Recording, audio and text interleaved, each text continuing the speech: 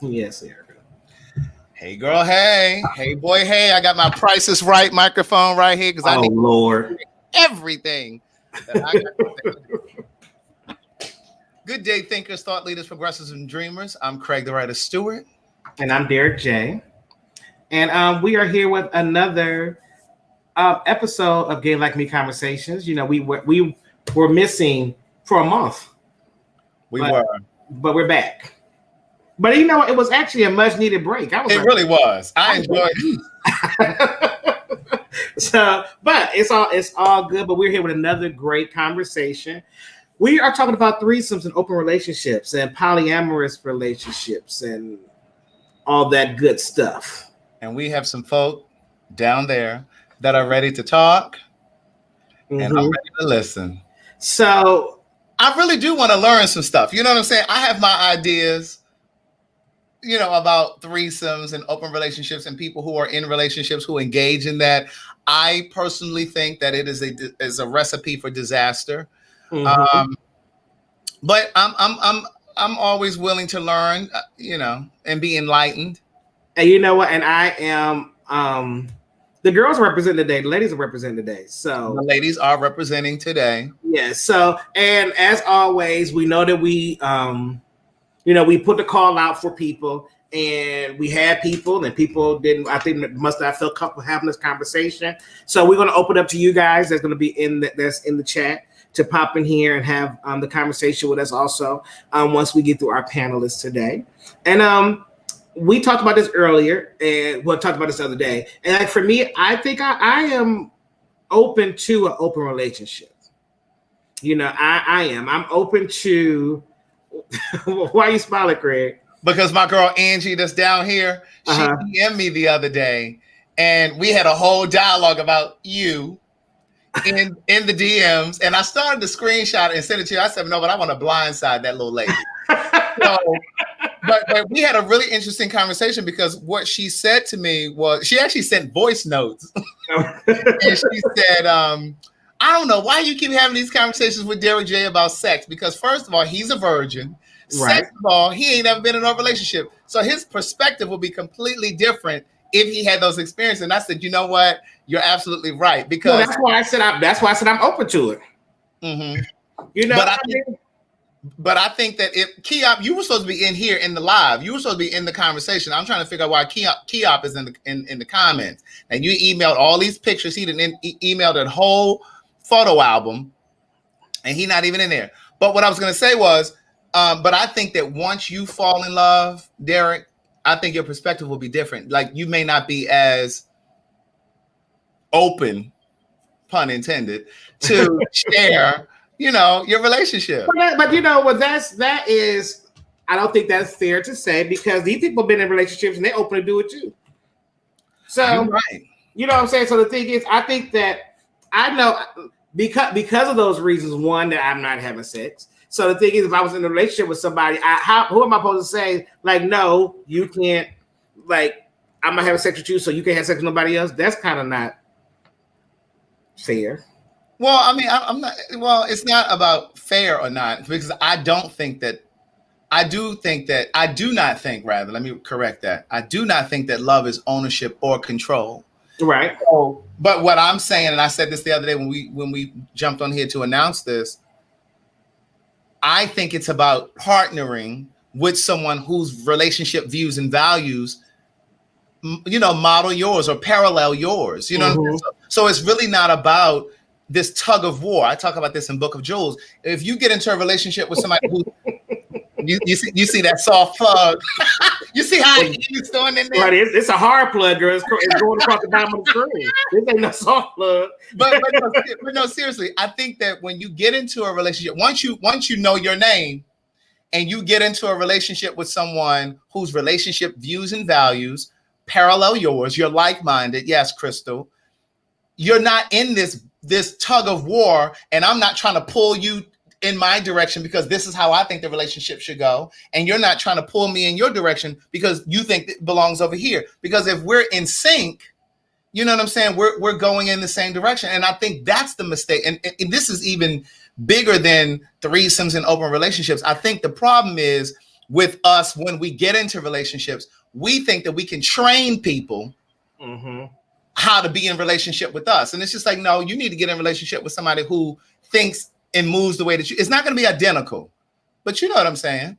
Well, but before we get into our panelists, we did have a challenge that we put out there the other day, and you forgot already, huh? Well, I remember we said we were going to pay off some layaways, but that ain't today. No, that ain't today. What was the other one? The other one was that you guys, whatever you cash app me and Craig tonight, we would match the cash app and we will be donating to the breast cancer. Oh, yeah, to my friend Danielle and MJ. Right, we're going to donate it to the American Cancer Society it's for breast cancer awareness month. If you guys missed the live yesterday, she came on and told us briefly how funding or donations are down by 50%. This is Breast Cancer Awareness Month, and it's down by 50% because of the pandemic. So there aren't as many breast cancer awareness walks where they've raised the majority of that money. So it's down about 50%. So they're selling these hoodies and these sweatshirts. But like Derek said, if you guys cash app us tonight, we'll match whatever comes into the cash app tonight. Okay. Yeah, so we're gonna donate to the comes in. We'll donate 1,000. Yeah. Ooh, all right. But so listen, y'all, get us $500 so we can donate $500. So it'll be that's gonna at least be the goal. That's the minimum goal. Yes. So we want to get $500 a night between. That's our minimum goal. $500 between Craig and I. So we can donate. So we'll add $500 to it. So we donate $1,000 to the American Cancer Society. So. And Kiop, I just dropped the link in the comments. Hopefully you see it because I do want you in here because he sent this email. But anyway, go ahead, Derek. Well, let's start with Angie B. Since y'all already started having a pre-conversation. Hey, girl. Hey. Take your mute off. I got it. Oh, no, she got to unmute it. Hey, boo, hey. Can you guys hear me? Okay, so let me clarify. That conversation, that wasn't me. I DM'd you about something different about this, and we went back and forth. Yeah. So that wasn't me. I think that was someone else. That was someone else. Because a few people, a few of you DM'd me about it. Okay, but go ahead. I'm sorry. But hi, Angie. How are you tonight? I'm great. How are you? I am well, thank you. So the conversation tonight is about threesomes, open relationships, and polyamorous relationships, right? Correct. So where do you fall into this space?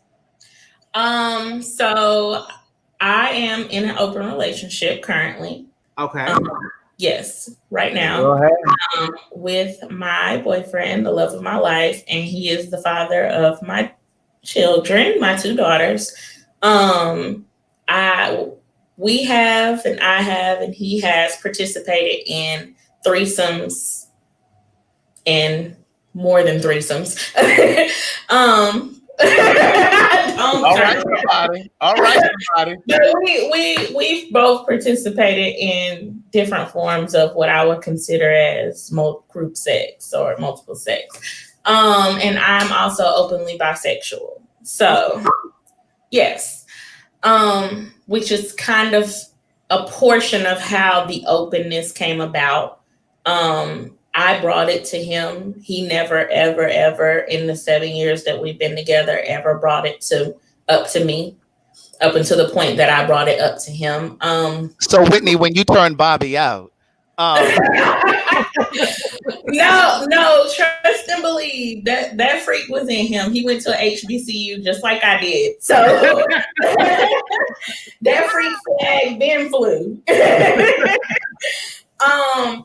That freak flag then flew. But I think because of we're both alpha personalities, and because of my personality and who he knew I was, I think that's one of the reasons why he never brought it to me. I think he didn't know how I would react or that it would be super negative. But I also, in turn, wasn't expecting him to be okay with it, especially with it being 100% open and not just you can sleep with females and we can sleep with females. It was an equally open relationship.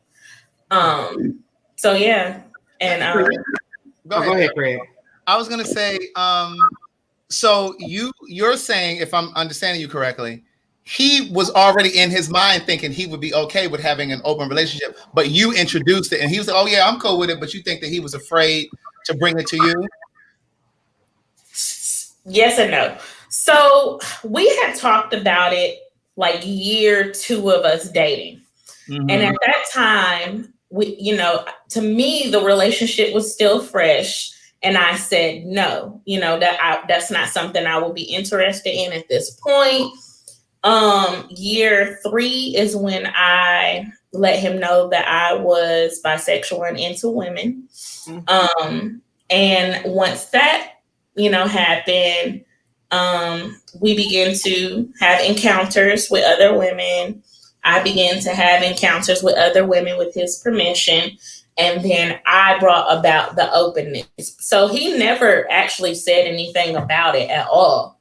He's very laid back.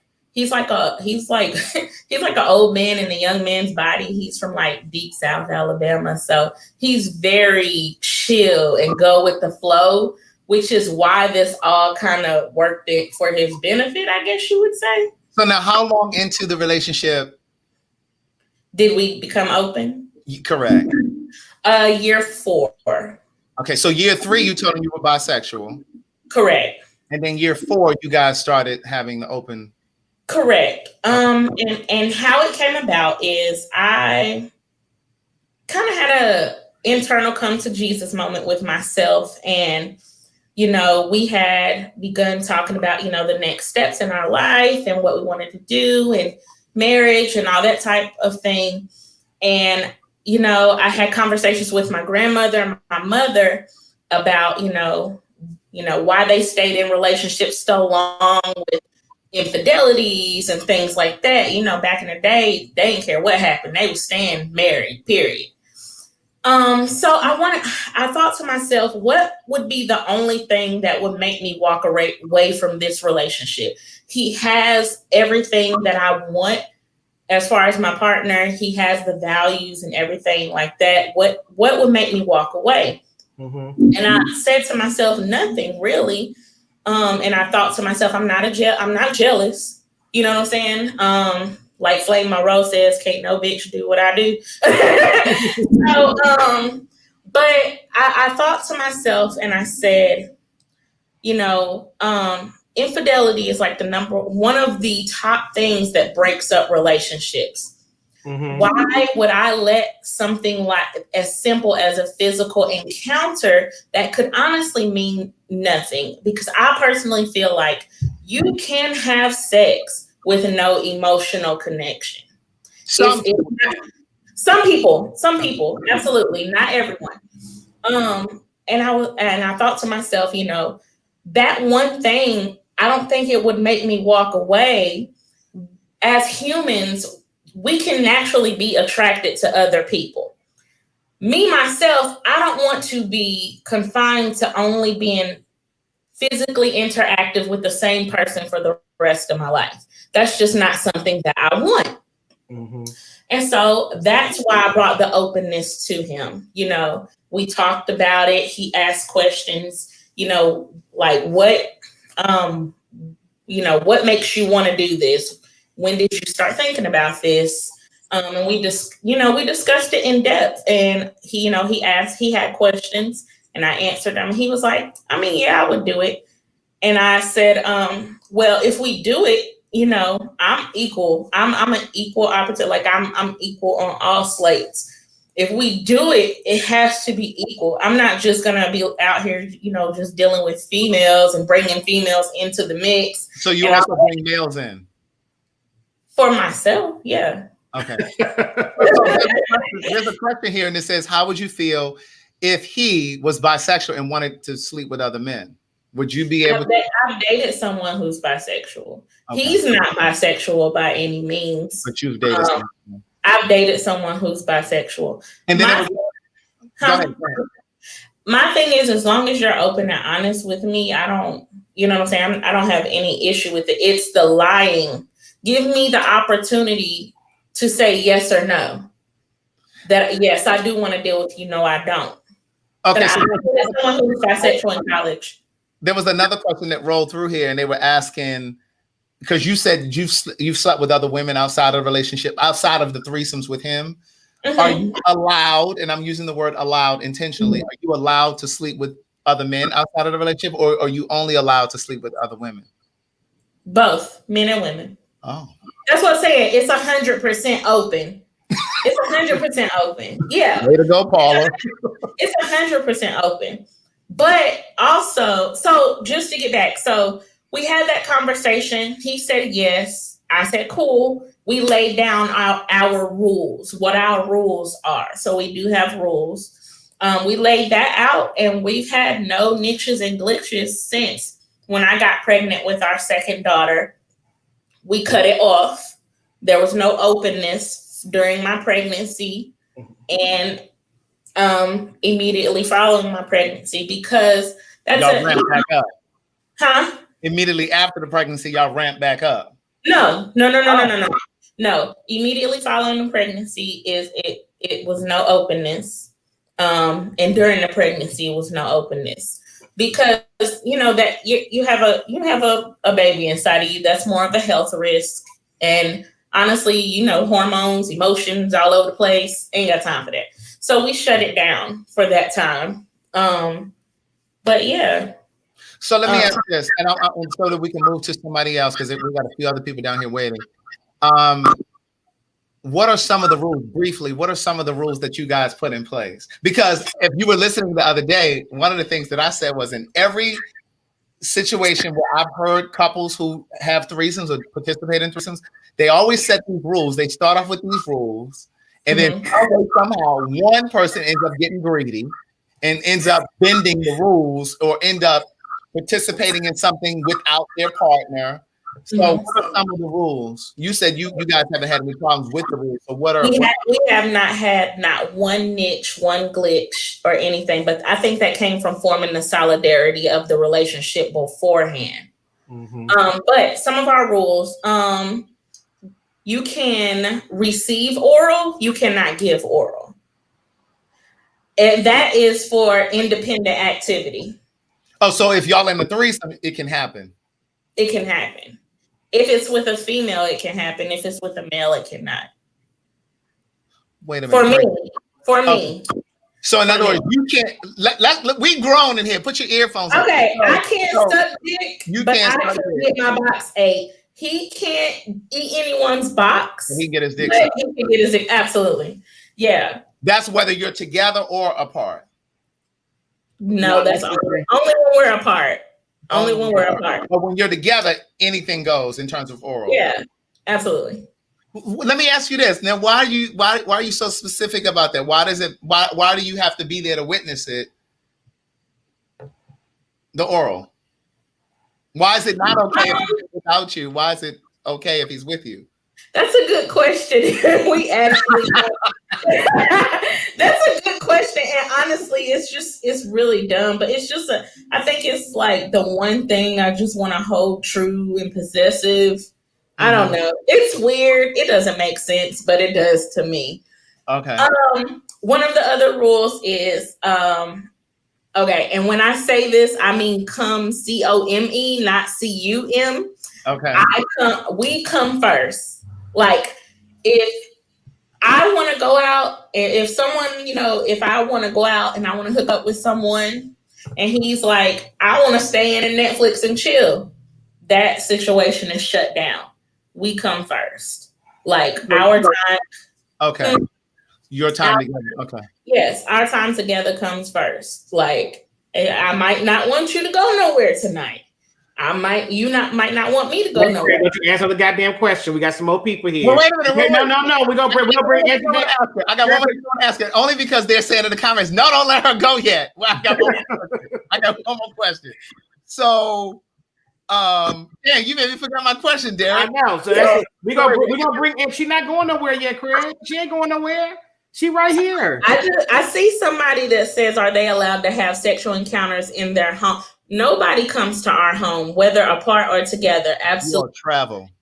Absolutely not. Our home is our home, and ain't nobody laying in my bed but me. I have children, and that is our sacred space. Nobody come. If we want to hang out, we go over there, or there. We live in Atlanta. It's hundreds and thousands of hotels, but nobody, absolutely no one comes into our home ever. Okay, I remember my question now. Has there ever been an instance where he wanted to do a threesome with someone that you weren't feeling, or vice versa? Absolutely. What happened to that instance? Absolutely. He had a MFM, which is a male, female, male. Yes, with a trans man. No, MFM is male, female, male. What? I don't. It was a married couple. Wait a minute, girl. It was a married couple. It was a married couple. Oh, a married couple. Yes. Girl, there's so many acronyms. Okay. I thought you were talking about a trans man too. I was like, oh, well, this is interesting. No. Okay. No, and I didn't even know that. No, he had an encounter with a married couple. I wanted to do an MFM. I haven't done it yet, but I want to do it for my birthday. But anyway, that's another story. But but yeah, he had an encounter with those individuals, and then they wanted to do it again and bring me in, and I was like, no, because to me the female was not my type, and the male was not my type. So I was saying no. On my end, that has never happened to him, vice versa. No. Gotcha. But yeah, it definitely happened on his end. Yeah, I didn't want no parts. Well, Angie, thank you so much. We're gonna hold you down here, girl. But I'm here. Up again. I'm here. Bring me in whenever. Take notes or anything, so when you come back, if somebody says something, or something you forgot to mention, I sure will. All right. Rick, you was really getting that conversation, Craig. Because you know what? This is how I want all of our conversations to go. You know what I'm saying? Yeah. I was really intrigued. Like, I learned some stuff from her. You know what I'm saying? Like, I learned some stuff. But go ahead. Okay, so we're gonna bring Big Chris up, okay? Okay. Hey, Big Chris. Hey, how's it going? We're good. How are you? Good. So we're talking about threesomes, open relationships, polyamorous relationships. Where do you fall into this category? With the threesome, well, first it started on as open marriage, and then it progressed to polyamory. Now, how long were you in that situation? The marriage, or just the whole situation? For the marriage, how long were you in the marriage before you started to get into the open relationship, or was it always an open marriage? Well, first we were married for like 15 years, about 15 years, 5 kids, and then our marriage kind of hit a wall, and so that's when the idea came up about it. So has the relationship gotten stale? Why did it come up after 15 years? Well, yeah, that's it. I married my first wife right when she got out of high school. She was 18. I was 20, and we've been together ever since. Are y'all still together now? Oh no. That has something to do with those Pandora boxes, right? So, well, enlighten us. Tell us what happened. What happened? Well, in the beginning, the ground rules. She did her thing. I did mine. My rule was she had to tell me everything that happened on her day. She didn't want to hear nothing that happened on my day. So she would tell me the stuff that was going on her dates and stuff. So I guess that kind of critiqued my interest, I guess. Because I wanted to know, you want to be with other men, what why would you want to do that? Why would you want to gravitate towards another guy? So I guess that as she kept telling me her escapades, whatever, that became my obsession too, I guess. So hers was her affairs, I guess, weren't just limited to sex. She started going on dates with these people. Yes. So going back a step, when you said after 15 years you guys started having these open relationship with doing threesomes, why didn't you just make the decision to just leave if the relationship had kind of hit a wall, as opposed to doing the threesomes? Well, I loved her. I didn't want to. I wasn't ready to let her go. And you thought it was going to save the relationship? Yes. That was like my last thing that I could offer. Like, what can I do? Kind of save this. So how long after you guys started doing the threesomes did you remain married?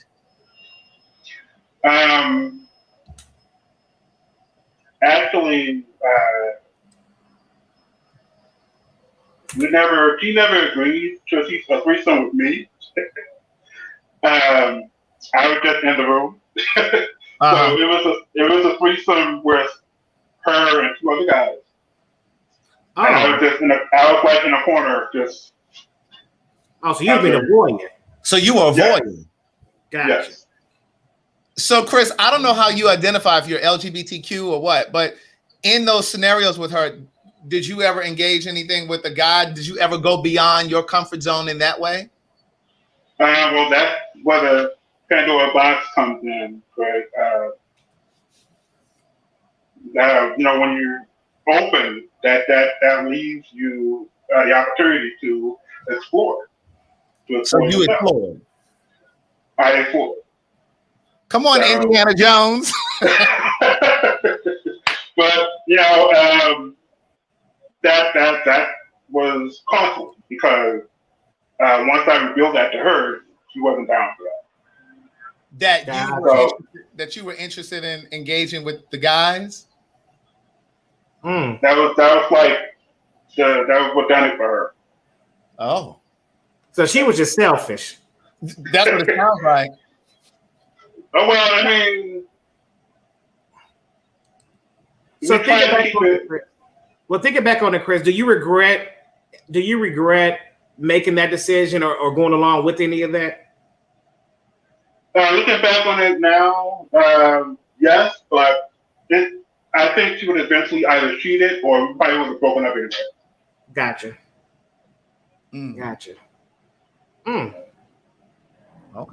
Okay, Chris. Well, you said you got Craig quiet. Craig, Craig, about the jealousy part, from the books that I read, you're supposed to turn jealousy into what is it? Compersion. Supposed to turn that into compersion, because jealousy is nothing but you're being scared of losing your significant other to this other person. So now, and I look at it this way: if you're jealous of your partner, how do you think he feels when you go out with your significant other? So this is something that you have to conversate, you got to talk about. Yeah. So Chris, let me ask you: how do you identify as LGBTQ? Also, had you had experiences with a guy before, the threesomes with her? And what are you doing now? Like, are you in relationships with guys, girls, what? Well, I identify as sexually fluid. Okay. I gravitate towards energy, sexual energy. I'm actually married to a woman, but that's just by chance. That's just we met, and that just happens to be the status right now. So prior to the threesomes with her, you had been with a guy before. Well, like when I was younger, I experimented, you know. Chris, that would qualify as a yes. but it really didn't get more serious until the open relationship, the open marriage. Mm-hmm. And I had the freedom, the time to get to know that side of me, you know, that I didn't know was there. So right. Wow. But the downside was she wasn't with that. You know? And so you said you're sexually fluid. So currently, you would be open to a male or female now. Yeah, I gravitate towards the community. Yeah. Now, and the marriage that you're in now is it an open relationship now, or is it y'all are monogamous? It's closed. It's closed right now. You said it's closed right now. See, I'm listening. It's closed right now. Yeah. So there's some subtext there. So, in other words, you're open for this one. You're open to this being open as well. I tried my best, but my wife, the current wife I'm with now, she ain't with. Still with. You better leave that door closed. You'd be in that same scenario, Chris. Well, thank you, Chris. We're gonna drop you back down, and we're gonna bring you up for the roundabout. Okay. All right. Y'all love my little microphone. Yes, child. You and this damn microphone. We got some interesting situations. Yes, we do. You guys showed up for this panel tonight. All right. So then now we about to bring up our resident. What is Amber? Our resident shit starter. She our resident shit starter. She is she always got her notes and everything ready for us. So let's bring Amber up. Oh, she already got her notes ready. She didn't put her lashes on. I actually did put them on. I ain't have time. Oh, you didn't have time? Okay. They're right here. Okay. It'll be the comments for me. I'm already over here crying, laughing. Hey, Amber. Hey, Derek. How are you? Hey, Amber. I'm good. So talk to us, Amber. You already know the drill. So talk to us. What you got going on over there, Amber? Okay, so for the people who do not know, I'm Amber. I'm 19 and I identify as a polyamorous, bisexual, cisgender woman. Please explain polyamorous first, because there are people who may not know. Okay, so I'll break down what the word means. Polyamory, the poly part means many. It's translated to many. And amory is similar to like the word amor, which is like love in Spanish. So it means many loves. So it means that you have the ability to love multiple people and, simultaneously. Mm-hmm.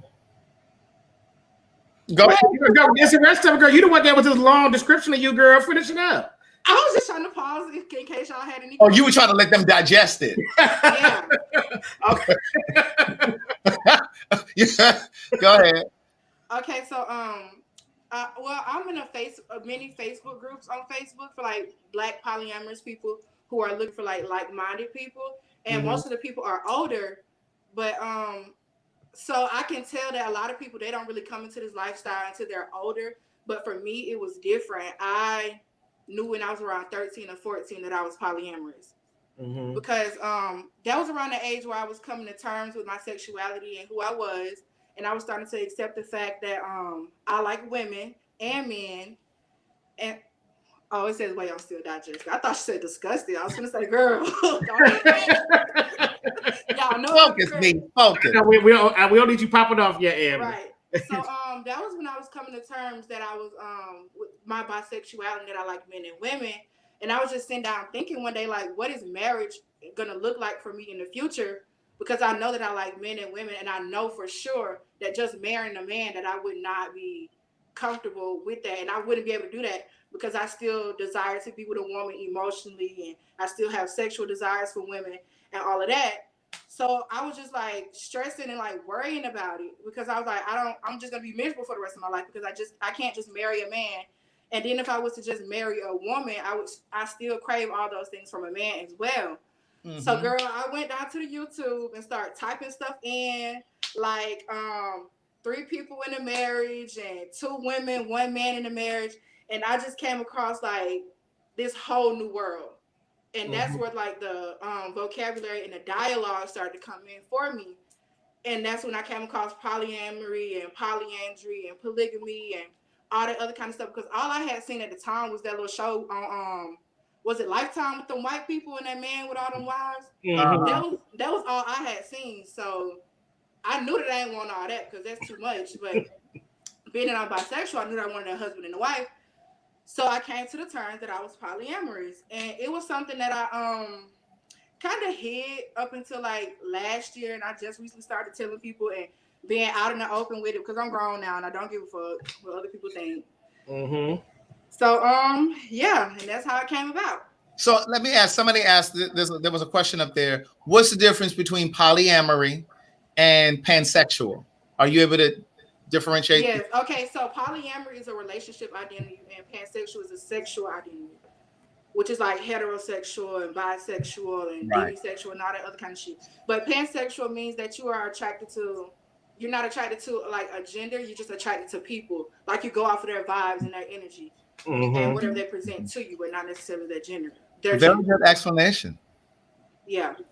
Now, have you been in an open relationship? No, but I have. Because we know you're just 19, so. Right. But you didn't have had a threesome. A few of them. Okay, was that with 2 men and a woman? I mean, 2 men or 2 women? Or all of the above. Or all of the above, all women or all. Okay, so it ain't no fake one like Craig's, is it? Huh? A fake threesome. You remember? No fake threesome like Craig. Oh no, it wasn't no fake threesome. We was definitely not busting nuts. It wasn't no fake threesome. If you guys don't know about my fake threesome, I talked about that the other day on the live. Go ahead. Right. But I actually lost my virginity to a threesome when I was like 15 or 16. I don't remember which age it was. But it was spring break, and my birthday always falls between the week of spring break and the that weekend, the actual spring break weekend. So it was just up from there, and I was with some friends. Well, one of them was my best friend, and the other girl we had just met, and we went back to the girls' big sister house, and we was all laying in the bed. They started kissing, and it just went from there. Now, do you prefer? I mean, because you said you've been in a lot of them. So, do you prefer threesomes? Hold on, not a lot. girl, you said you've been busting it down, girl. So I just want to make sure, like, so now have you had one with 2 men and you, or a man and another woman, or no? The most recent one I had this year was the first one where a man was involved. Gotcha. And it was 3 women and a man. So you had orgy. That is it kind of does it kind of is that that's not. I mean, when it get past a threesome, it's an orgy.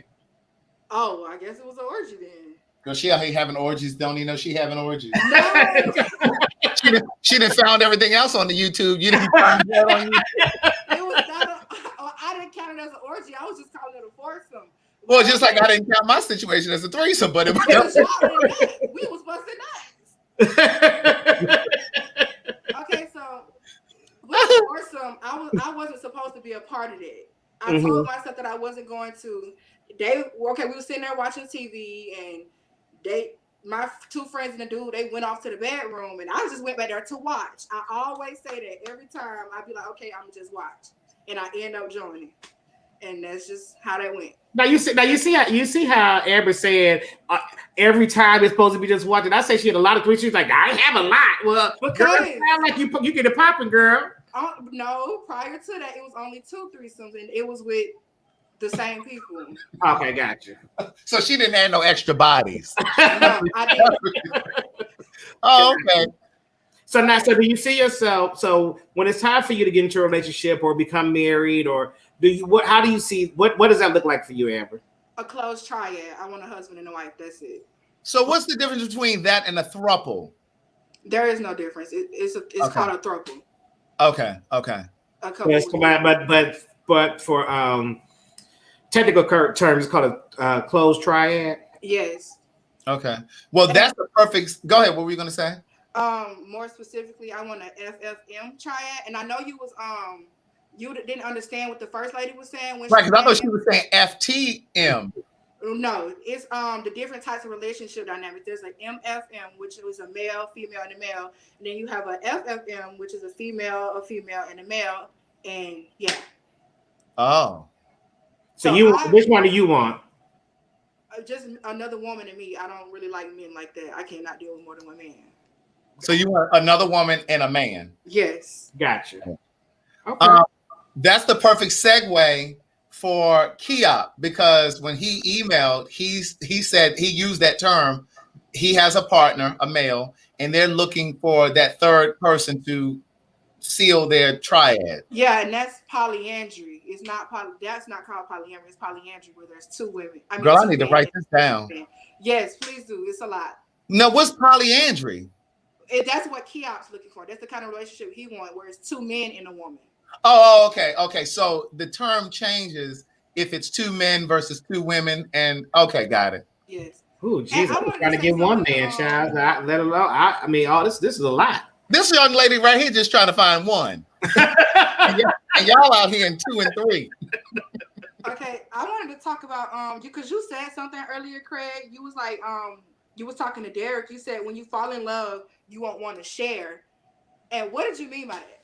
Well, like Derek is very hard, fast on this idea that he would be okay with an open relationship, as long as they're open they're honest with each other, or even if there were threesomes, as long as he, knew about it. But what I'm saying is, because he has yet to be in a relationship and he has yet to fall in love, I'm thinking his perspective may be different if those things come into play. Like if he met somebody next week and in 3 months fell in love, I don't know if he would be so open to an open relationship. Because why is that? Is this like that? Because Amber, you've been watching Craig enough to know when Craig gets something in his mind, ain't no changing it, child. No.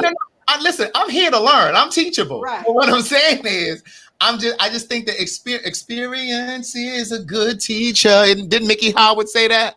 So I just think that, because there's one thing to say, okay, here's a very, very good example. You know how when people who don't have millions of dollars will say, oh, I would never spend that kind of money on a shirt, or I would never spend that kind of money on a car. Then your ass get $15 million. You out there buying $3,000 shoes. And you know what I'm saying? So your experiences change, based on your circumstance. I don't agree.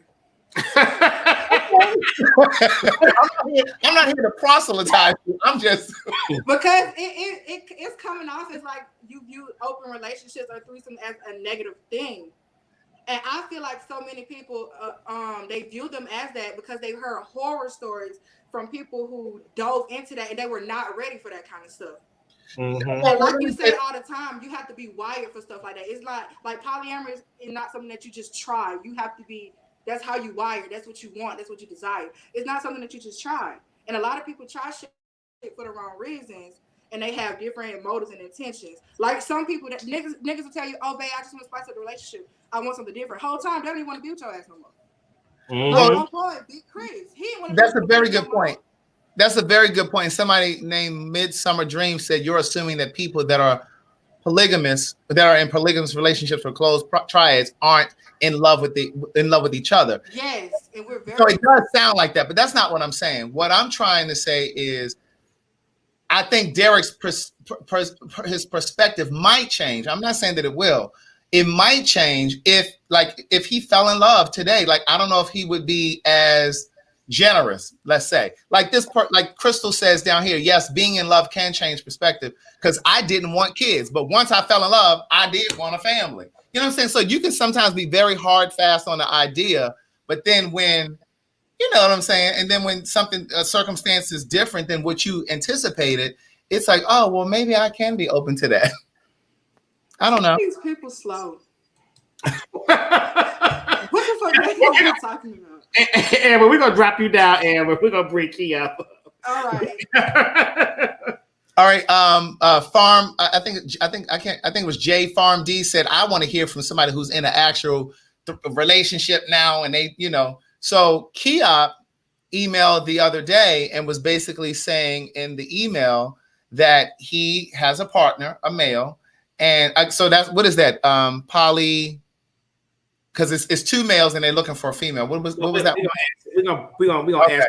But before you pop them up, thank you guys. I mean, y'all, we are getting your cash apps, and thank you. Keep cash apping, because at the end of the night we'll tell you what it is. At the end of this, we'll tell you what it's up to, and we're gonna match whatever was given tonight on Cash App, and me and Craig will match it and donate it to the American Cancer Foundation for Breast Cancer Awareness Month. So now, I'm sorry, I have to do some housekeeping. Mm-hmm. All right, so now we're gonna bring Keop up.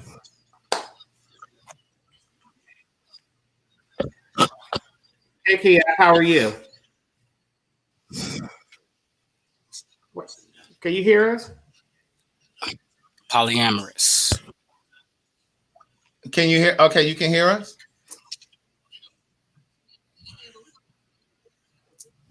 Sure, he got all this equipment, honey, and can't hear us.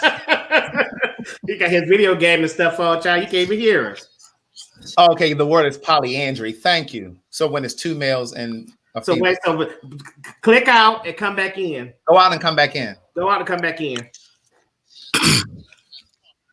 Okay, we gotta do the boom. There we go. Okay. He had all that equipment. So all that equipment, honey. And but we couldn't hear him. Yes, but if people drop the link in, Craig. Oh. If you guys are in the conversation, y'all want to join this conversation about if you're in a polyamorous relationship, if you're into having threesomes, if you're into any of that kind of stuff, jump on in and have this conversation with us. We want to hear from you. So while Kiap is getting his thing together, let's bring back up Angie. Let's do our roundabouts with the people we have in here. Okay. Angie. Hey. You know what? So that is a very good thing. What we were just talking about earlier. People that think that because you do have open relationship, that they feel like it's a lack of love in your relationship. Is that true? Absolutely not. Absolutely not. I think that for me personally, our love had to be extremely strong for us to be able to enter into something such as this. Mm-hmm. We didn't do it until we were 100% comfortable, 100%, trusting. And we're like totally in love. Like that's literally my best friend. Like we tell each other everything and anything. And I hear people say that when they're in a relationship all the time. That's my best friend. That's my best friend. No, like that's really like my best friend. Like literally, there's nothing I can't tell him. There's nothing he can't, tell me at all, ever. But no, there's no lack of love. There's no insecurity or anything like that. I was reading some of the comments. People were like, what about, testing and STDs and protection? One of our rules, I didn't say all of our rules, but one of our rules is definitely we always use protection, 100%. We always make sure that those who we interact with are tested. Because I actually pull your papers out, so I personally, I'm just that direct. Mm-hmm. I have two questions for you. Sure. One of which is here. Why did you hide? She used the word hide. I don't know if you hid it. Oh, I'm sorry, he. Your bisexuality for 2 years, because you said it was 3 years into the relationship that you told until you told him? 2. 2 years, okay. Yeah. I didn't hide it. It wasn't anything that was hidden. It just, we never had that conversation. And I know it sounds weird, but I guess since you guys are already all in my business, I might as well put it all out there. When he and I started dating, it was right after like a huge breakup for me. Literally like a month after I had got out of a 4-year relationship, he and I started dating. And literally in 4 months, I got pregnant with our first daughter. 4 months of us dating, I got pregnant with our first daughter. So our first year of being together, we were brand new parents, 24 and 25 years old, brand new parents. So really, before we could really even get into the knowing each other and the what people would consider experimentation of our relationship, we got a baby. That's a whole monster in itself, And I'm caring for my mom, who's 100% disabled, and I have this new relationship. And we know each other, but we don't know each other. So I always tell people our first year of dating, we became parents within that same year. Our second year of dating, was like our first real year of dating.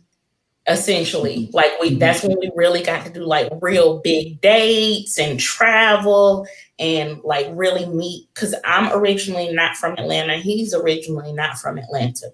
So we got to travel and meet each other's families and, you know, all that jazz. So year 2 is when that conversation happened. I knew he already knew, because girls will walk by and be like, damn, her ass is fat, she's pretty. I mean, he kind of already knew, but blatantly having that conversation, it didn't come until year 2, the end of year 1, the beginning of year 2, right in that area where we really sat down and we talked about it. And he asked me questions like, when did I know? And, you know, all those normal questions that people ask when they find out that you're, you know, not heterosexual or whatever. But it wasn't anything I'm ever hiding.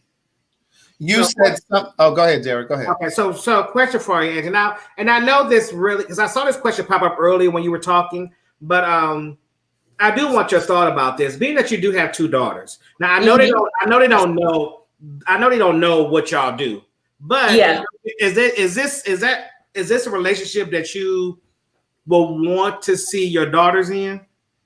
I want to see my daughters in whatever will make them comfortable and happy. Mm-hmm. Whatever will make them comfortable and happy. So much so that one of my daughters is a baby. She's not even talking yet. My other daughter, she's, you know, a little girl, but we have real conversations because she lives in a world that's real. Mm-hmm. So much so to the point that the private school that she goes to, they educate them on the LGBT community. They celebrate Pride. And my daughter's she'll be 6. Mm-hmm. So does my daughter know what her father and I do? No, because everything that an adult does is not for a child. Yeah, no, I understand that. However, is my daughter well versed about the differences in people and their choices? Absolutely. Mm-hmm. When my daughter gets old enough and she wants to ask me about anything, will I tell her and be honest? Absolutely. But as a 6-year-old, when mommy and daddy goes on vacations or staycations or what have you, does my daughter know that we're going to, you know, move some furniture with some other people? No, she's a child. No, she's a child. She's not going to know. But would I have an issue with her? I don't have an issue. This is my philosophy on parenting. I feel like my daughters shouldn't do anything that I did at the age that I don't want them to do anything that I did if it wasn't at the age that I did it at, if that makes sense. I got you. Mm-hmm. Okay. So from getting my ears pierced to get my belly button pierced to having sex, if they have sex at the age I had sex at for the first time, I'm not going to be upset about that. If my daughter becomes bisexual or a lesbian or whatever, or trans or whatever, I'm going to support her because I want my daughter to be open and honest and live in her truth, just like I am, because I have nothing to be ashamed of. Let me just offer just a change of words. Okay. Not if your daughter becomes bisexual, but if she realizes, because, and I say that absolutely, I know that people watching who think that. Thank you for that. Thank you for that. Absolutely, it's a decision. Absolutely. And I knew what you meant. I knew what you meant, but I'm sure that there are other people who may have taken that the wrong way. Yes, I totally agree with that wording. I apologize. Yeah, I agree with that wording. But I have a few questions for you. So he got back up. Oh yeah, we got Kiat back. Okay, but let me ask you this: have you ever, in the moment, in a threesome with your is it your husband or your boyfriend? We are not married. We are not married yet. Okay, so have you ever, in the moment, gotten jealous because maybe he's kissing the other woman, or she looked like, or he looked like he enjoyed it too much, or has he ever been jealous? Well, he's never been. No. No, he's never gotten jealous, and I've never gotten jealous. I feel like if we're gonna get jealous, we shouldn't be doing it. Right. And then, so you've never, yes, pretty Mrs. G, communication is our partner, clarity is our friend. Have you ever been in a situation where you were in a threesome, and even though you're committed in this relationship, have you ever like started to like really like one of the guys or girls that you were in it with? Like you started to really like feel her like, or him? No. Mm-mm. No. And because it goes back to what I said earlier. For me, that emotion and intimacy, that's only reserved for he and I. I can't give those feelings and emotions to someone else. I can't allow myself to give those types of feelings to someone else, because then what do we have?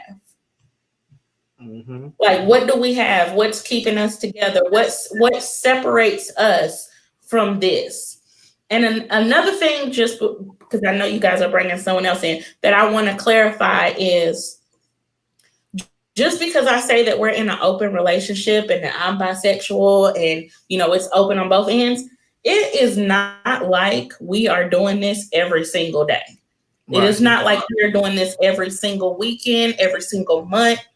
Like, honestly, it's months in between times. It's just, something that happens every now and again, because we have lives, we have jobs, we have little girls, like we have a life to live. I can't be out here and every 3 hours I'm out here busting it down with who God knows who.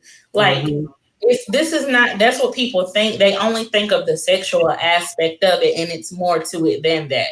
This isn't something that's just always going on. It's just like, oh, I'm going to deal with this person this weekend, going to deal with this person tonight and tomorrow night.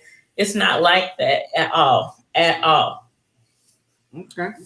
Well, thank you so much for your insight, Angie. I really appreciate you. You have gave us a good insight on this conversation. You did. Oh, anytime. I appreciate you guys. It was fun. Thank you. And, oh, wait. Somebody asked, is your boyfriend there? Can he join the conversation? He's not. He's not here. He actually is watching the girls. He's watching the girls. But if you guys ever wanted to like have me back, I'll definitely bring him into the conversation.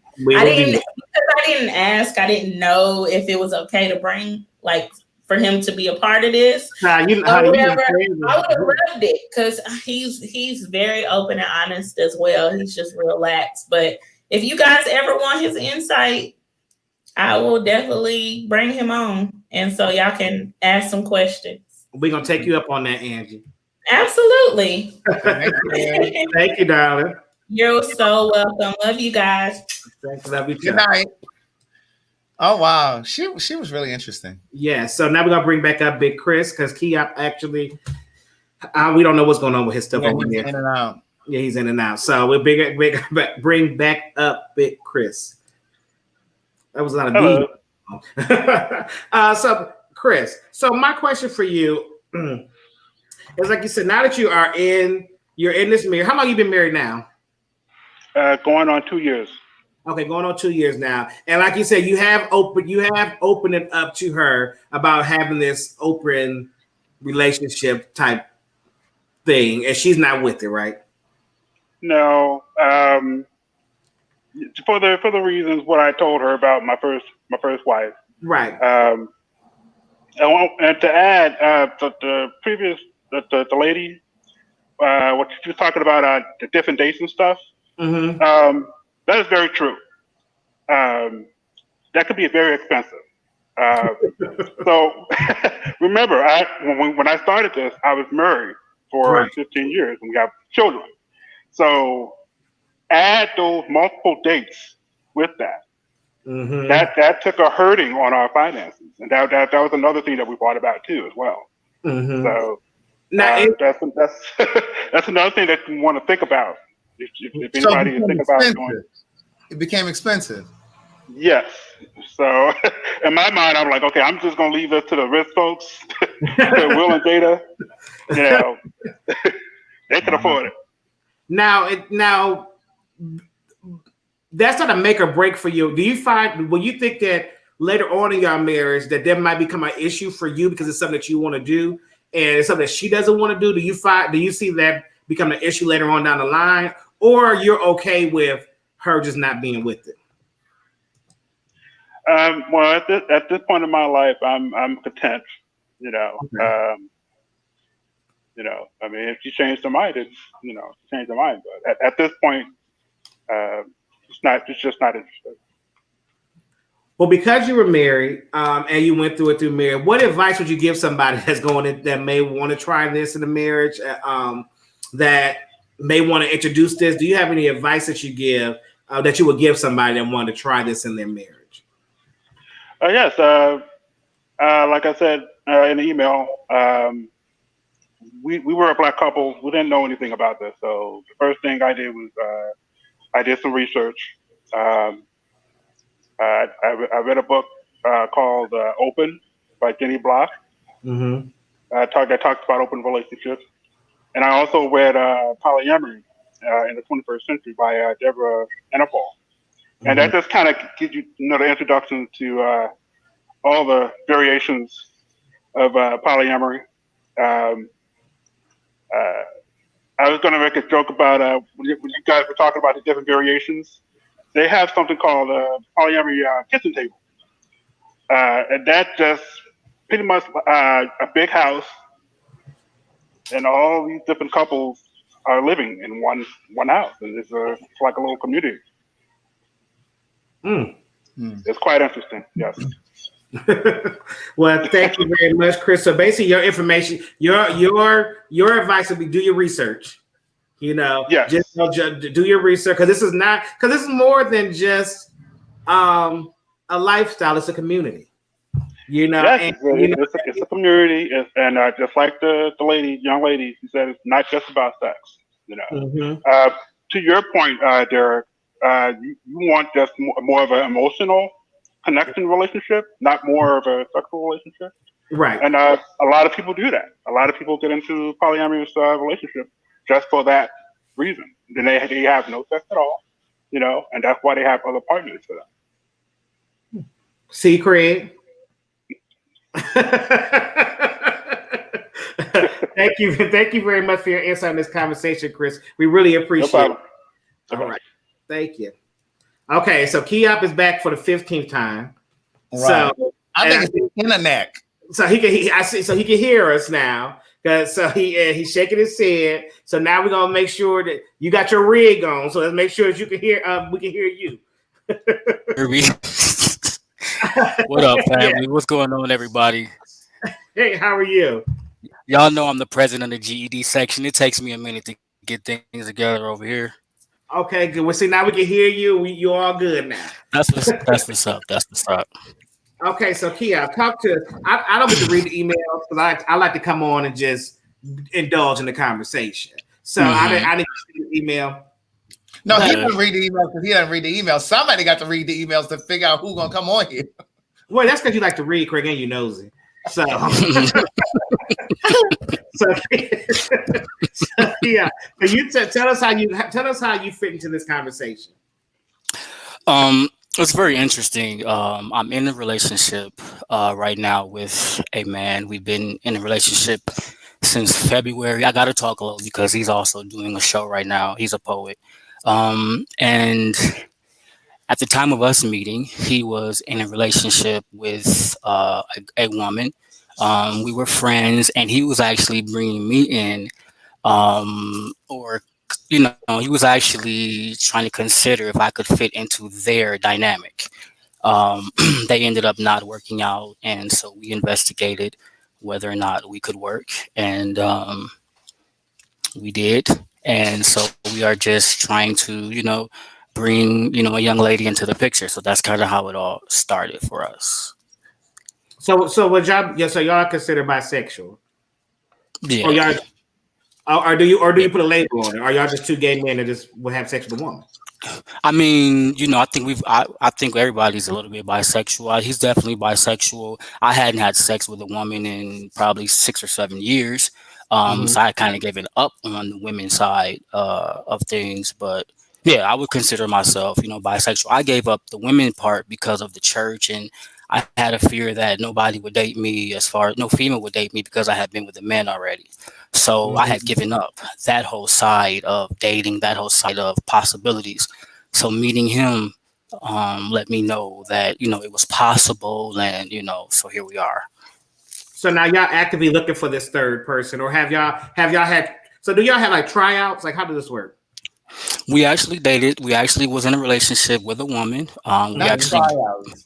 had tryouts. We actually was with a relationship with a woman. We dated her for a few months, brought her here to try to see if it would work. It didn't, and so here we are again. Trying to find somebody else, pretty much. What you So mean? What you mean? You brought her here? What do you mean by that? Well, she was I'm in Las Vegas and she was in Minnesota. So They we flying met folk her. out. Absolutely. We dated her, we talked to her for a few months, and we brought her here to see if we were all compatible, if it could work. And So we yeah, want so kind it of like didn't. auditions. it's all did they Well, I tryouts? mean, dating is like a tryout. You have to see, are you guys compatible? Will it work or whatever? So, yeah. So So you tell. now, it's y'all ideal relationship that they will move in, which like it'll be all three of y'all living together. Yeah, we want a family. We want an actual family. We want to both have kids with her. We want an actual family. We want an actual solid like life together. With all three of us. Yeah, that's the goal. That's the plan. Mm. Y'all quiet. I wasn't expecting that answer. I was thinking it was because see that once again is we always think about this situation as it's just sex, and we don't Yeah, really no. think about Yeah, that it's more than that for people. yeah. We actually and the thing about it was, I was never interested in poly. I was very much possessive and very much wanted my own thing. But the older I got and the more open I got, the more evolved I became. For me it was a decision that I could have both. I didn't have to hide and be, a man that likes a man but still wanted to kind of date women, still wanted to have kids.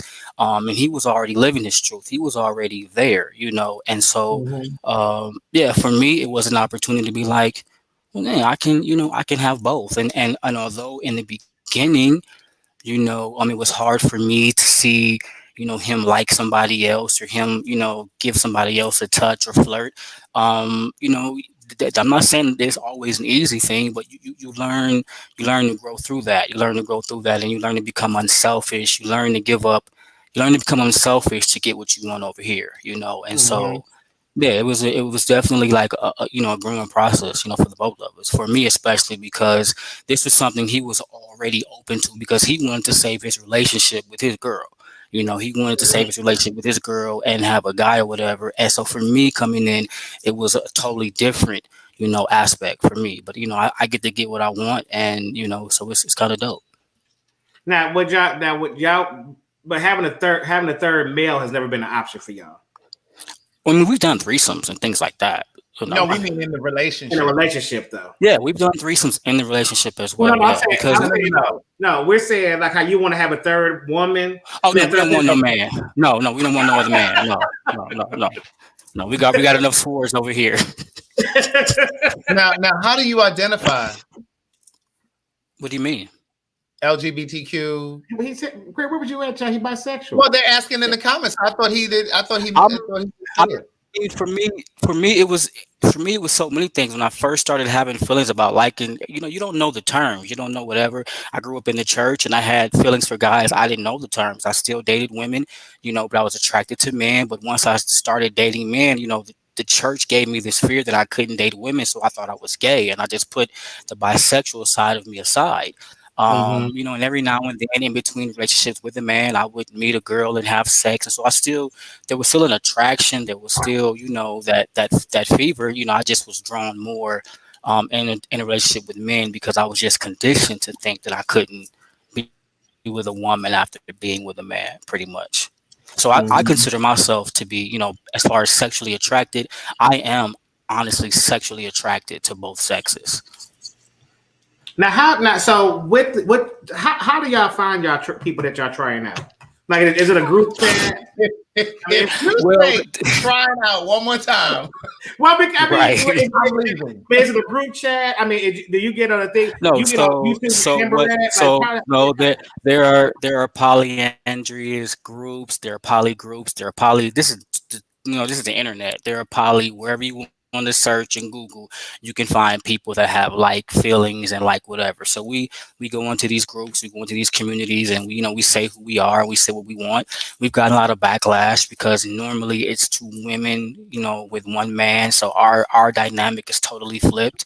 But yeah, we go into these groups and we, let them know who we are and, that kind of thing. And there are, believe it or not, there are a lot of women who are open, and who want to be a part of this dynamic. And and I say that all the time. I be trying to tell these men out here, like, because I know a lot of men that are bisexual. And I tell them these women is with it nowadays. They with it. So you ain't got to really hide yourself no more. Absolutely. If I had a go ahead. I'm sorry. No, go ahead. Go ahead. Make your statement. I'll remember. No, what I was going to say was if I had not have believed a lot of the things that I was conditioned to believe from the church, I probably would have been, open enough to tell a woman, hey, I used to date men or I dated men or this, you know what I'm saying? I just always had this fear that once I went and started dating men and having sex with men, that no other woman would ever want anything to do with me. So, this whole thing has been an eye-opening, experience pretty much. Gotcha. Now my question was, during the pandemic, you all were trying to fly this lady out from where was she? Milwaukee. She was Craig. You be trying it. No, was she COVID tested? Was she what? Was she COVID tested? But no, we made sure everybody was safe. Everybody was whatever. No, all jokes aside. We had talked to her for months. My real question is, so if it had worked out with her, you guys were going to fly her to Vegas and she was going to live with you guys? Yeah, if she didn't have to go home, we were willing to bring her into the castle and make this thing work. Where y'all? Where this group of people at, y'all? I got once again, y'all. I can't find one man to buy me something to eat, and these two they fly somebody all the way in and putting them like, come live with me. Where? Listen, we had talked to her for a while. We spoke to her for a while. We got to know her. We got to meet her kids. We knew her family. Like, this wasn't just somebody that we, just when you say audition, it makes it sound like quick. And no, we actually spent time with her. He had his own bond with her. I had my own bond with her. Sometimes we talked together. Sometimes we talked separately. There were feelings that developed, over, the times that we dated. Okay, that's my last question. And we got two other people down here that are waiting that popped in. Why did it work out with her? That's what I want to know. Like what went wrong? I think several things. I think when she got here, I think she liked one of us more than the other. I think that she thought that maybe she could come between the two of us. I think that she saw an opportunity. I feel like, we didn't really, as much as we talked and as much as we tried to get to know her, I feel like, and as much as we thought we had it covered, when she got out here, the person that showed up wasn't who we talked to, on the play. Now, inquiring minds want to know, who did she like more, you or him? I think she liked him more, honestly. I think she liked him more. I'm going to say it. I think she liked him more. And there was, I'm going to say I think she liked him more. And there was never the entire period of time that she was here, there was never, that spark, that thing that y'all have. for me and her. I was waiting on it, but she didn't. She didn't have You it have for me. someone that's trying to audition. We got another candidate for an audition. She'll be in Vegas next month. That's what. Can somebody pick her up from the airport? I'm being such a bad boyfriend right now. Jackie Russell, we will get your information and pass it along. Can I tell y'all this though? Yes. All jokes aside, can I tell y'all this honestly? The morning that I realized that she didn't have it for me like I wanted to, I had to talk with him, and I was like, yo, bro, I feel like she likes you more, and I was willing to let them have their own thing, and then me just find me a woman, and then we just go like that. He came to me like, no, we're in this together. We're a package deal, and so I just want to talk about the unselfishness that goes in the poly, and the lack of fear, and you got to be solid in your own self. You feel me? I was willing to be like, okay, if the connection is there for y'all, I didn't want to short him of his happiness. So I was willing to, okay, y'all do y'all thing. I guess she's still gonna stay here, and I gotta bring me somebody in too. But no, he was willing to say, we're a package deal, and take it or leave it. And so once we brought her to the table to get her real feelings, it was time for her to go. We got it. Okay, well, this is one more question. It's a serious question, but not really serious. But so when y'all do find this, is she gonna have to work? Like, or do y'all just? Listen, Derek J. We're not trying to save anybody, and I believe that. Let me explain something. I believe that's what she thought. I believe that's what she thought was that there was these two men here. That's what any woman in her right mind should think. If I was a woman, I wouldn't work nowhere. I got 2 men in the castle. I'm not working nowhere. Listen. Everybody had. Listen, everybody. When I say we were willing to give her willing to have her come in, we weren't trying to save nobody. We do, does she have to work? We just want her to own her own space and be her own light, whatever that is. You know what I'm saying? So no, I'm not gonna say she had to work, but I'm also saying that we're not looking to save nobody. This is a wouldn't have got none of my pussy. This is a community effort. We're all in this together. We're all trying to make this work together. You get what I'm saying? And so that's the thing. There's no roles. There's no genders. We're all in this together. Okay. Well, thank you, Kia. We're gonna drop you back down because we had too many people in the room. Thank you. Oh, jeez. Okay. So we have Empress Valley. Valerie, maybe. Let's see. Empress Valley. Hold on, let me go and get in the line.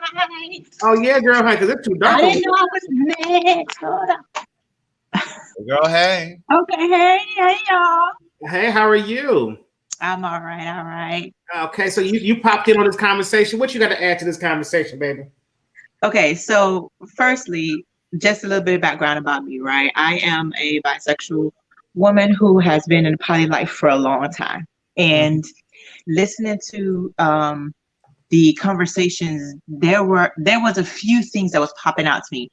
And I always love to have these discussions on clarity, because from the outside perspective, if you've never experienced poly, the idea, it can be confusing, because as soon as you say poly, first things people start to think is, oh, poly means swingers. That's the first thing come to mind, sex, swingers.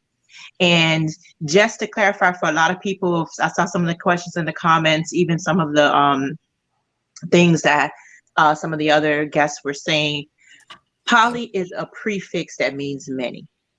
Now, whatever you add, whatever the suffix you add to that kind of defines your poly. So yes, I know one of the ladies, she was saying MFM and FFM and all of this stuff. There's a million different definitions. But when you hear the word poly, try not to associate it with any one particular way of poly, because that just means many. Now, as from the examples that a lot of people were coming in and sharing, poly can be so many different things. But one of the main aspects of poly that most people, again, who don't have experience in it should understand is that it's all about openness. It's all about honesty. It's all about building and having what you want without the restrictions of monogamy.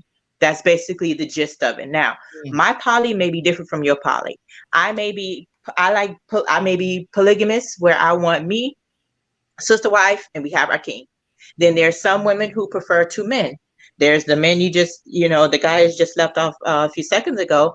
He wants his husband and he wants a wife too. Where there's people who are swingers. There's people who are just single poly, where they just say, you know what, I don't want a set commitment with any one person.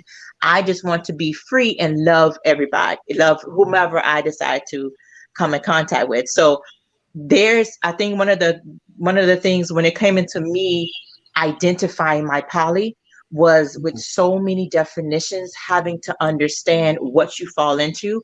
I've realized there's no need to. Whatever you want, once you have more than one, you're already in the poly group. That's it. You want two people, you're already in poly. That's the only thing you need to do. Two or more, you're poly. But how your poly looks does not necessarily mean it has to look like anybody else poly. Ultimately, what I hear you saying is you're just not whatever poly you are, you're not restricted to monogamy. You're not relegated to monogamy. Okay. Exactly. Are you in a relationship now? Yes, I am. I'm in a relationship with a couple, but it started from me being in a relationship with a woman. My girlfriend, she and I were friends for many years beforehand, and it came out and said, hey, I actually like you more. I'm like, wait a minute, didn't even know you were like that. Let's talk. That ended into now going on almost a year with her, a great relationship. But she's married to a man. She's married. And by building this type of relationship with her, spending so much time with her, being on the phone with video chat with her and her children and me and my children, of course, her husband is there. So with her husband being there, we also started to build a relationship just from generally just talking, chit-chatting, all three of us. Then it went to, let's take a trip. Okay, we can take a trip. And this trip led into, okay, come on, you're going on a vacation. Everybody know you're going on a vacation with any type of vacation. Once you're in a hotel room, there's things that, come up. Yeah. And so having that experience pretty much pushed, let's say push, but it just kind of grew into a little bit more. So I am in a relationship with both of them technically, but it started with a strong relationship with she and I. So do you all live together or you live separate from them? No, we live separately now. Our goal though is to, so that's not the end of our dynamic, because I also want a king. I still want my king.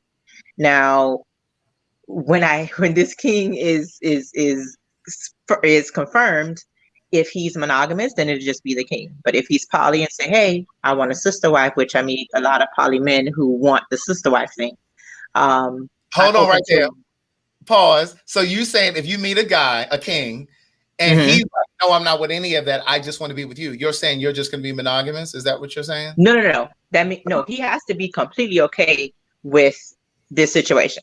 Now, he doesn't have to interact with that situation in the sense of he doesn't, he has to be okay and have a relationship. It could be platonic, it could be, non-sexual, whatever. He has to just be a good fit for our dynamic and what we're trying to do. Right. In other words, he can't try to force you to be monogamous. Oh, that's not. I'm over that. Right. So I used to trick myself into that, but no, not anymore. So you're in a relationship with a couple. So I hear that, but it's not registering to me, because it would kind of be like you're like the third person, like, because it's like they're in their relationship and then like you kind of just come into the relationship. So like, or is it like, do you call him on his own time or do y'all like, how does that function?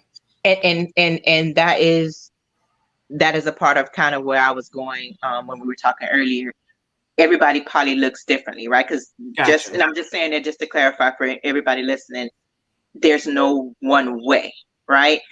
In our dynamic, yes, I have a separate relationship with him as well. He and I go on dates.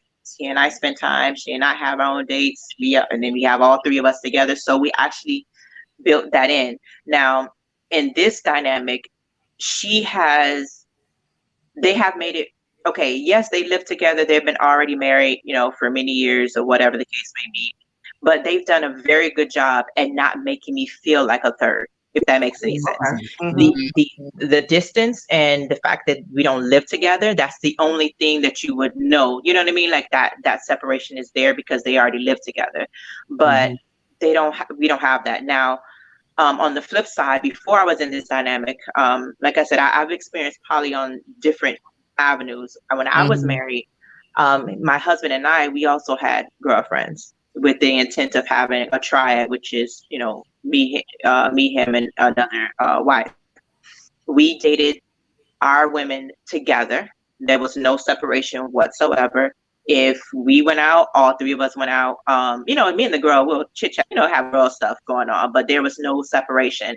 If we met a woman and she was not interested in he, or she was not interested in me, or whatever the case may be, she's chopped off, done, deal.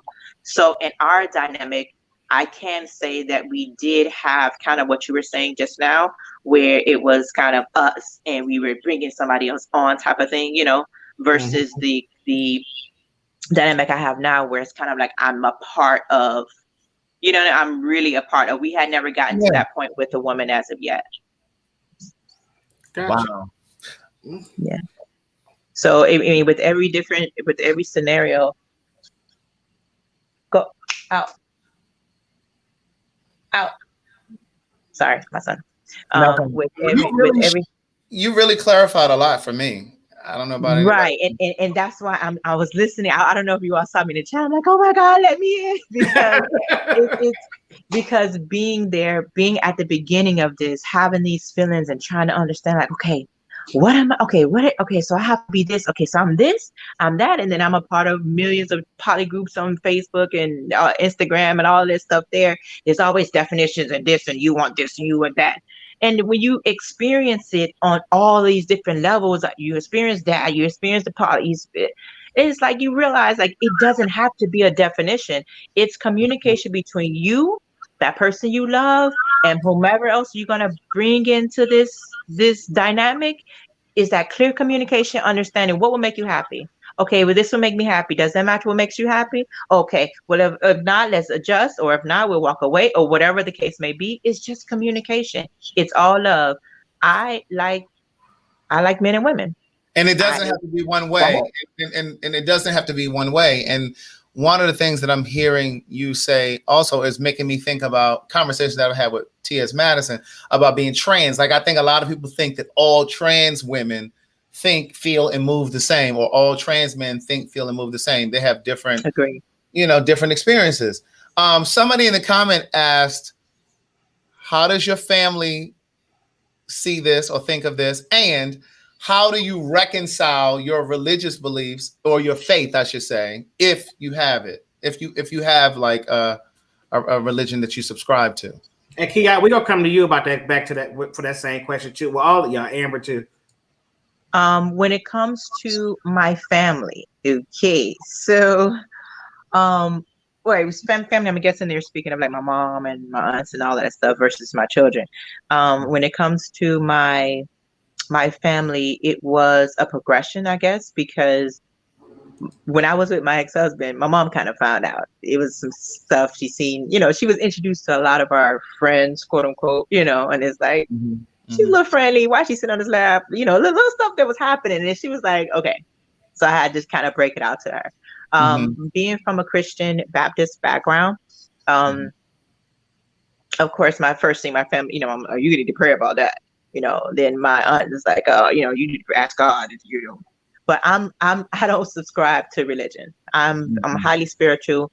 I believe a lot of people, I don't want to get into religion talk, but a lot of people get into religion based off what they were told.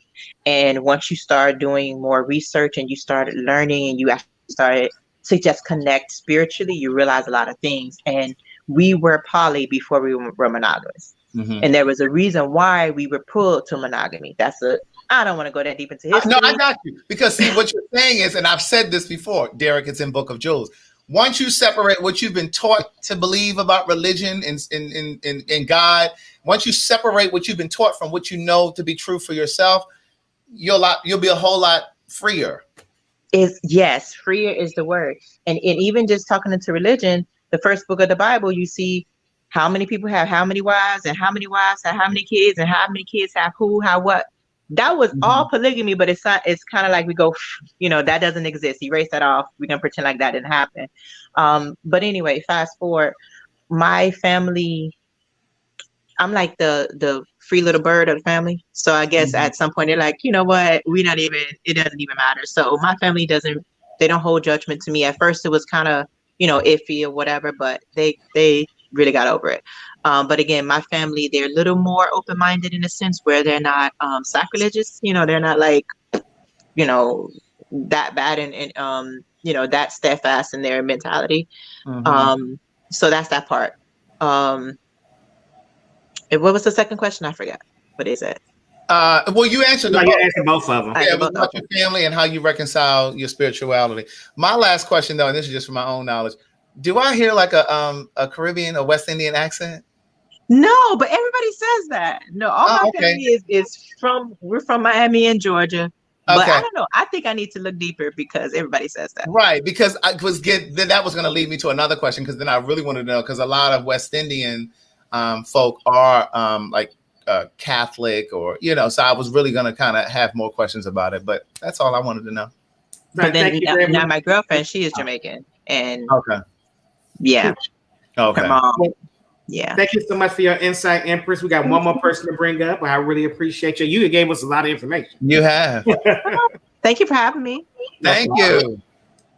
Before we bring up our what you about to say? I was just going to say, I wish Kia and Empress Valley that just came on.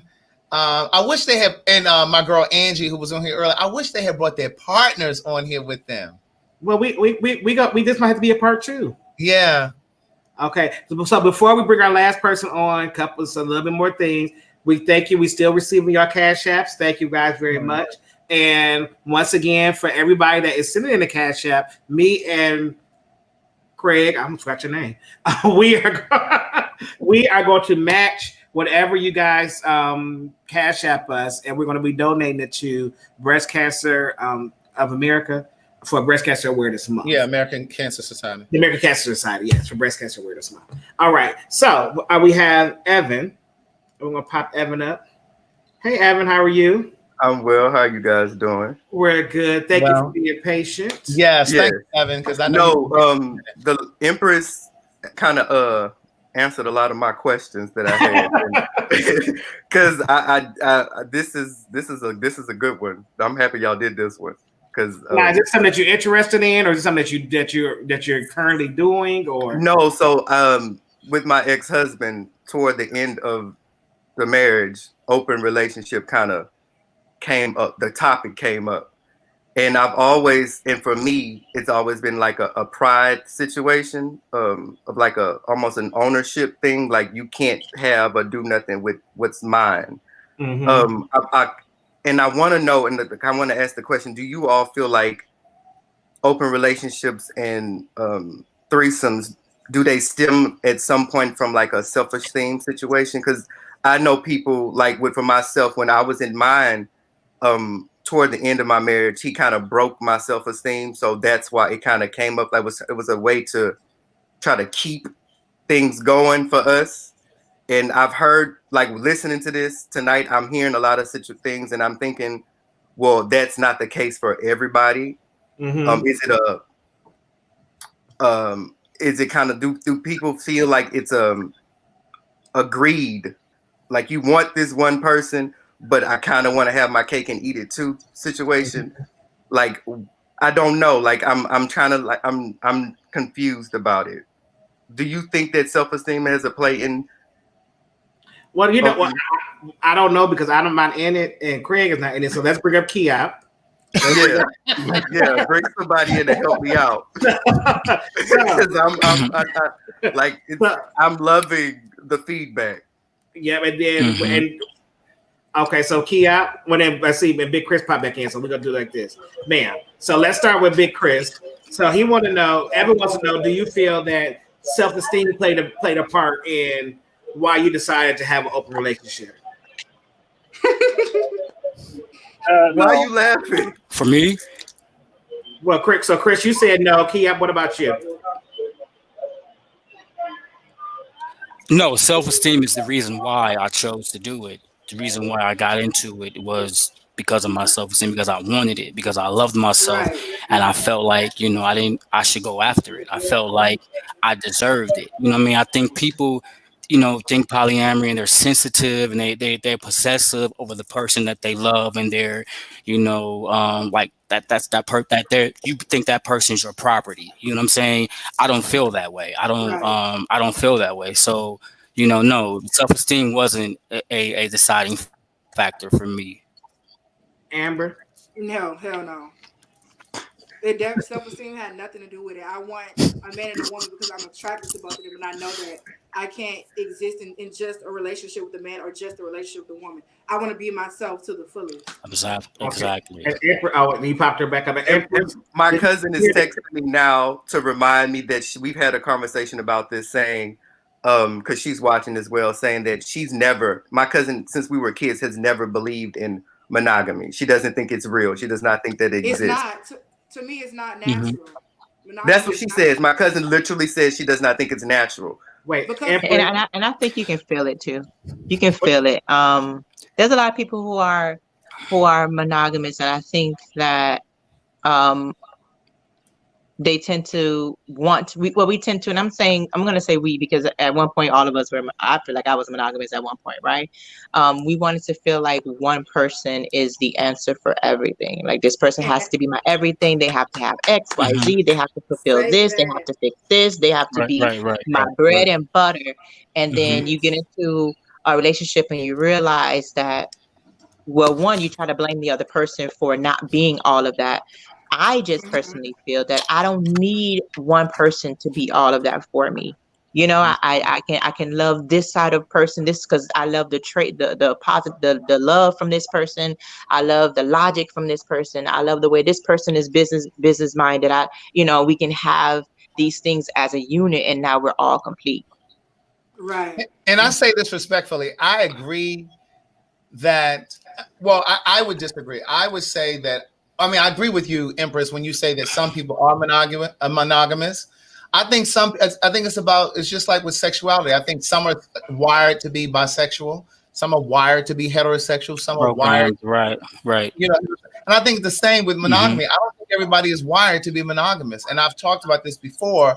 If you're a single person and you know that you're a monogamous person or have the capacity to be monogamous, then you should be, vetting people and dating people whose opinions or feelings are the same. You know what I'm saying? But I don't think everybody is wired to be monogamous. But I do think that there are people that are wired that way. And I do think also that monogamy is a social construct that reaches back to religion and marriage and all those things. But again, everybody doesn't fall under that construct. Right. But and just to can I say this too? To tap into, okay. there is a difference too between monogamy and selfish monogamy, because again, when we use the word poly, not at all means sex. It doesn't necessarily mean a sexual relationship. Right. Meaning just having the ability to have love and give love and share love with multiple people. I have quite a few relationships with men who are non-sexual, but I love them to death. They love me to death. They will bat for me just like if they were my husband type of thing, but it's never been sexual, and it doesn't have to be. Okay. Okay. So we gotta drop that back down again because we gotta ask a question to Amber. We gotta ask a question to Kia. So I'm gonna drop you guys back. Oh, that's wrong. Bam. Okay. Well, I'm gonna remove you, Amber. I'm gonna bring you up later. Okay. Amber, get your final words together. Okay. So Kia, you did speak about earlier. You spoke about earlier about being religious, and having. So how did you reconcile yourself with religion, and how does your family feel about this situation that y'all have going on? Well, I had to do the religious reconciling years ago when I accepted my sexuality, period. You know what I'm saying? I had to come to grips with that because that was the cause of my depression and my unhappiness. So I had solved the religious problem, years ago. But it was a shock to them to see that I would be open to this type of relationship, as far as like the polyandry side. But I wanted to say, what made me open to this, in the beginning, being a gay man in the lifestyle. You meet other gay men, and it was the whole top bottom first thing. So I had fell in love with an individual, but neither one of us, at the time, were all wanted the bottom all the time. So we had to. That's how I became open to threesomes. That's how I became to open relationships. It was like, look, yo, I love you and I want to be with you, but we got to figure this part out. And so in order for us to figure this part out, maybe we need to bring somebody in, because in the beginning, there was, I didn't. Neither one of us wanted to be to bottom consistently, but we both wanted to have sex. So that is what was the opening to all of this. So it really is about your happiness. It's really about looking at your relationship and seeing, you know, and especially in this one I'm in now, it was like looking at each other and saying, okay, I want you, and how can we make this work? How can we make each other happy? There are places in him I know I can't touch, that I can't be his all in all, he can't be my all in all. And so that was like the thing. It was like an unselfish thing just to get what I want. I wanted to bring that up because I think people hear all about the sex and feel that you want to be possessed, or feel like you're going to be shorted, or feel like you're not going to get enough. As long as you're a strong person individually and you're about your happiness. When we looked into each other's eyes, we both just really wanted to be happy. You know what I'm saying? And it was like, yo, I like you and you like me. I like all your qualities and you like all of my qualities, but we have these issues here that we have to iron out.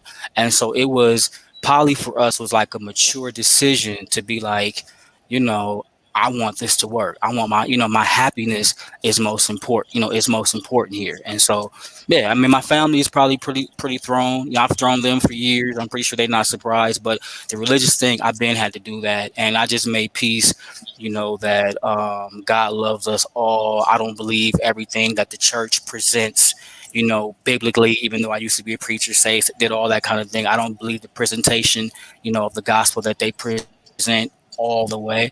So I live by my spirit, and that's kind of how I had to do it.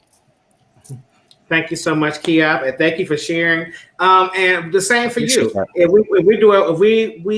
We're going to have a part 2 of this, and we would love to invite your partner on to have this conversation. He's actually here. He's just doing his own show. He wanted to be here, Well, but no, yeah, we love to I come back. know. Yeah, we Well, love to come we're gonna back and talk. schedule it.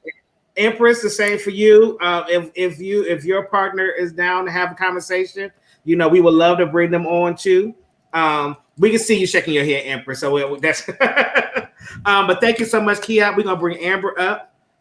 Thank you. Our final words is this. Oh wait, but Craig, we can't be doing the same thing at the same time now. I wasn't touching anything. That was you.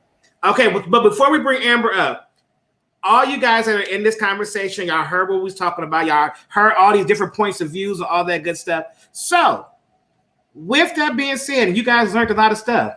Type of why, if you guys are open to a polyamorous, open relationship or threesome, and if you're not, I just want to see who we got here, and do a why. I mean, an end to why. If you was saying no, but now you heard these conversations, then you're open to doing it. So I want to know. Amber. All right, so my final words are based off some of the questions that I was seeing in the comments while everybody else was going that went after me. And one of them was, does jealousy come up? And yes, it does, but I feel like it's different in relationships with multiple people, because it's not like a knockdown, drag out fight over you looking at somebody else or you lusting after somebody else or wanting to be with somebody else, because it's kind of expected. Versus in a monogamous relationship, y'all act like it's unnatural to be attracted to other people, even though you're in a committed relationship. And so they be ready to break up and ready to fight and argue because somebody looking at somebody, another person, when it's natural to be attracted to other people. And some of the people was in the comments saying, "Oh, it's this lifestyle style is too expensive. I can barely afford my man and all this other kind of stuff. And if you broke, just say that. Like, don't be with all the other extra stuff. And I feel like it's only expensive when you're doing it like, or you're just swinging, or you got to pay for extra people. It's like an open relationship type thing.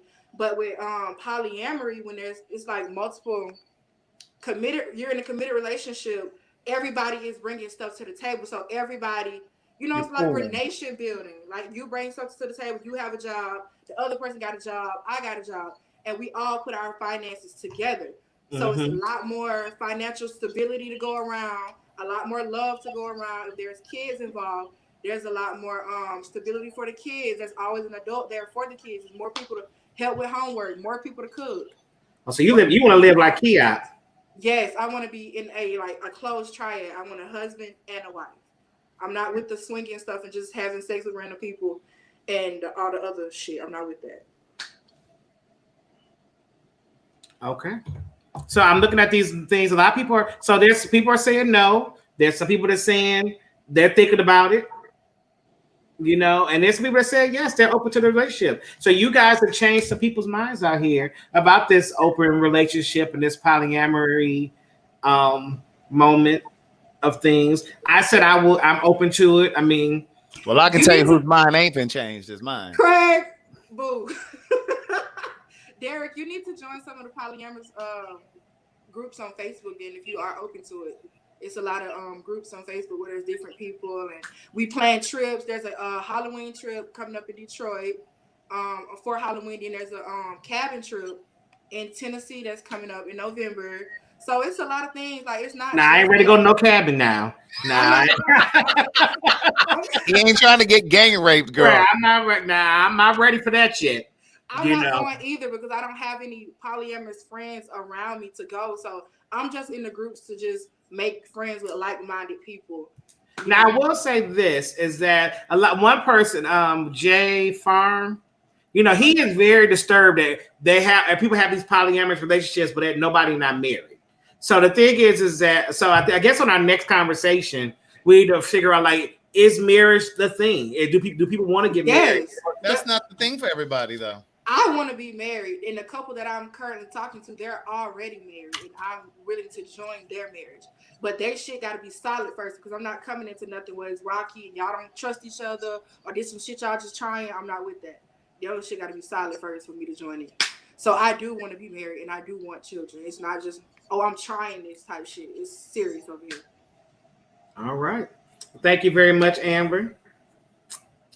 And thank you for being a long time contributor to Gay Like Me Conversations. We really appreciate you and your commentary. Yeah, I appreciate what y'all are doing too. Thank you. I love your feedback. I always do. I always tell you that. I love you, Craig. I love you. Okay, that's enough now. That's enough. Though Craig had already big enough. No, God. It's not even about like the looks and all the other shit. Like, I truly know that he's like divinely placed into my life for this like moment in time. All of this shit is divine. I love it. And nobody come into your life for no reason. Like, you don't cross paths with people, whether it's through the internet or through the street. All of this is divine timing. Yes, I agree. And I'm grateful. Thank you. Thank you, Amber.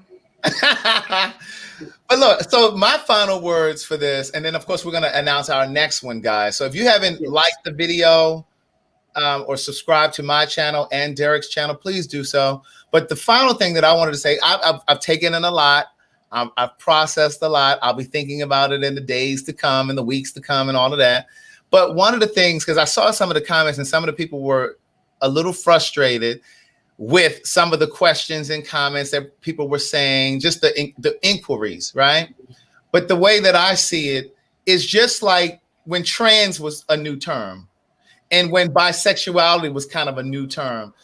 It takes people who identify as those things to educate those of us who are not. That's the only way that we learn. So you can't get frustrated when people ask questions, sincere questions. I'm not talking about the questions where people are joking, and you got to know when people are joking and playing. And I know this is a serious topic and whatever, but just think of it in that way. Because for me, when I first started hearing bisexuality, I was like, but I believe in bisexuality now. At the time, I did not.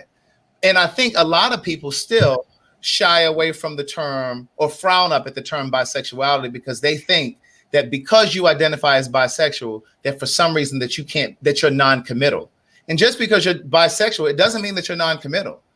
Mm-hmm. You can be committed to that particular person that you're in a relationship with. It just means that you're fluid, that sometimes you date women, sometimes you date men, but you can still be committed to whomever you're with. So just think about it in those terms. All right, Craig. So, one, look at your Cash App. Oh, yes.